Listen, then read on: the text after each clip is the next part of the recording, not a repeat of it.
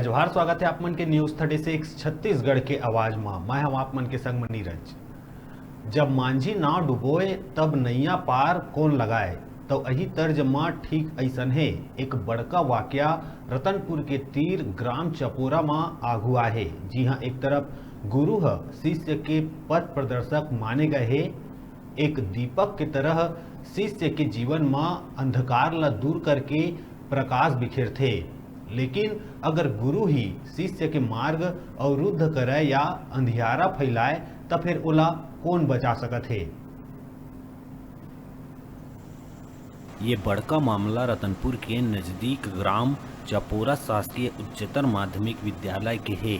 जी हाँ, जयंती साहू जेन्हा वो स्कूल में कक्षा 10वीं में साल 2021-22 में नियमित छात्रा के रूप में अध्ययनरत रहीस और कक्षा 10वीं बोर्ड के वार्षिक परीक्षा के जम्मो विषय में शामिल हो रहीस, जेकर परीक्षा परिणाम में उमला गणित विषय के प्रायोजना परीक्षा में अनुपस्थित दर्शा के परीक्षा परिणाम में एक विषय गणित में पूरक कर दिए गए हैं और उनकर अंक सूची में गणित विषय में अनुपस्थित दर्शाए गए हैं। जबकि उनकर सहपाठी छात्र छात्रा मन के कहना है कि जयंती साहू है गणित विषय के परीक्षा में हमर संग उपस्थित रही से और पीड़ित छात्रा के कहना है कि गणित के शिक्षिका है उनकर संग द्वेष के भावना खत रहीस और दुर्भावनावश उमल्ला परीक्षा में अनुपस्थित दर्शाए गए हैं। साहू मैं गवर्नमेंट हायर सेकेंडरी स्कूल की कक्षा 10वीं की नियमित छात्रा हूँ। मुझे पता चला कि कक्षा 10वीं की बोर्ड परीक्षा में मुझे मैथ्स के विषय में सप्लीमेंट्री ला दिया गया। किस बात के लिए सप्लीमेंट्री लाया आपको? मैम मुझसे पुराना रंजिश रखती थी, तुमको धमकी दूंगी, फेल करूंगी, ऐसे। किस बात की रंजिश रखती थी मैडम आपको? मैं ट्यूशन जाती थी तो मुझे सर समझाते थे तो मैं उस विधि से बनाती थी, तो मुझे मैम मना करती थी। मैं बताई हूँ उस विधि से बनाओ करके। क्या नाम है आपकी मैडम का? प्रिया वाशिंग। कहाँ से आती है? बिलासपुर से। ये संबंध में पीड़ित छात्रा जयंती साहू के पिता गुलाब साहू है काफी आक्रोशित थे और मन बताइस के परीक्षा परिणाम के बाद उनकर पुत्री मानसिक रूप ले बहुत परेशान है। उनकर द्वारा ये बात की लिखित शिकायत रतनपुर आरक्षी केंद्र, जिलाधीश महोदय और अन्य संबंधित अधिकारी मंत्री करे गए हैं। ये जो कि शासकीय उच्चतर माध्यमिक विद्यालय चपोरा में कक्षा 10वीं की नियमित छात्रा है। अभी 10वीं बोर्ड के रिजल्ट की परीक्षा निकला, उसमें उसको गणित के प्रयोजना परीक्षा में एब्सेंट दर्शाया गया है, जबकि वहाँ वो उपस्थित थी। इस संबंध में मैं प्राचार्य महोदय से, खोटे सर से मैंने चर्चा की कि सर ऐसी स्थिति है, वो प्रेजेंट थी तो एब्सेंट दर्शाया गया है। तो उन्होंने स्वीकार किया कि हमारे से गलती ज़रूर हुई है कि वो उपस्थित थी और बहुत होनहार छात्रा थी। उससे उम्मीद किए हैं हम लोग कि वो कम से कम 90% रिजल्ट लाएगी करके। वो नियमित रूप से वो आती थी स्कूल।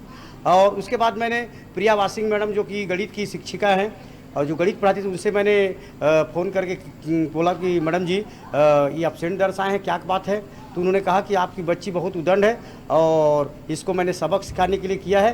और बोले इसको मैं अलूल जुलूल बात करती थी, इसलिए मैंने इनको एब्सेंट दर्शा के इसको सबक सिखाई हूँ। की छात्रा ने शिकायत दर्ज कराई है थाने में उपस्थित रहकर कि 10th क्लास में मौके पर उपस्थित थी, परीक्षा में उपस्थित थी और दुर्भावनावश इसकी शिक्षिका द्वारा इसे अनुपस्थिति दर्ज कराया गया है, जिसके कारण वो अनुत्तीर्ण हुई है।